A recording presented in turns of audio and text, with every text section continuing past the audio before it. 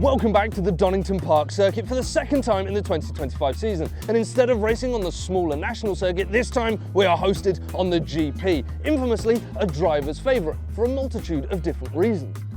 Now this is where the two tracks separate themselves. If we were on the national, we'd be over on the left-hand side of the track, bringing us through this much slower chicane and onto the home stretch. However, this weekend we're on the GP circuit, which means you'll find the drivers on the right-hand side of the track bringing themselves through this much faster chicane down to two separate hairpins with multiple opportunities to overtake.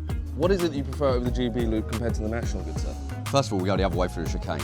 A bit spicy. It's also very leery. I think we've got tyre stacks out this time round, which is good, but it's one of those corners that you actually go a lot faster through than you believe you can. Right. So it gets a bit leery for the left. Okay, very good. But then the overtaking opportunities at the hairpin. Nice big lunges. Yes. Get stuck in. Maybe a bit of contact, bit of door to door. Possibly another overtaking opportunity coming onto the hairpin straight as well. 100%. And then you've got the switcheroo, the old famous switcheroo. So yes. Yeah, there's loads of opportunities. It just opens it up. Donington's normally quite hard to pass that. Yes. You've got turn one, McLean's maybe a bit risky. Same as old hairpin.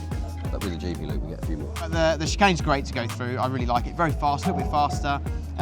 Good flick, good right. It's just, yeah, it's nice. But in racing terms, the hairpins are always good because they do provide opportunity, and you can line someone up quite well through the chicane in order to get the move done down into the hairpin. What is it that's really different about the chicane and the hairpin that you quite like?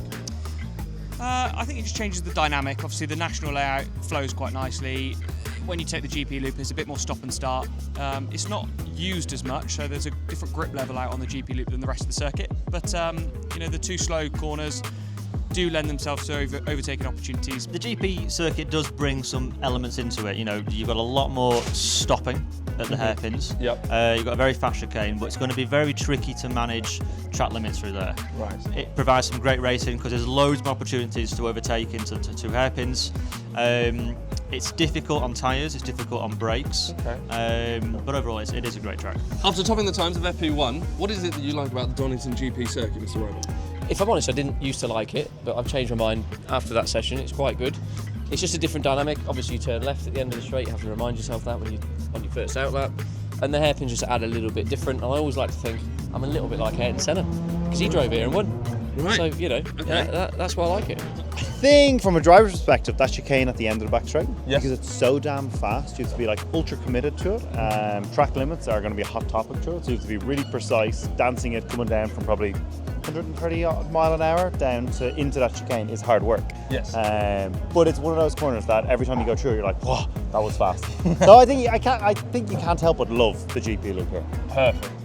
So you've heard it from the drivers about their favourite aspects of the Donington GP circuit and what to expect here. Make sure to tune in to ITV4 and YouTube for all of the action across the weekend.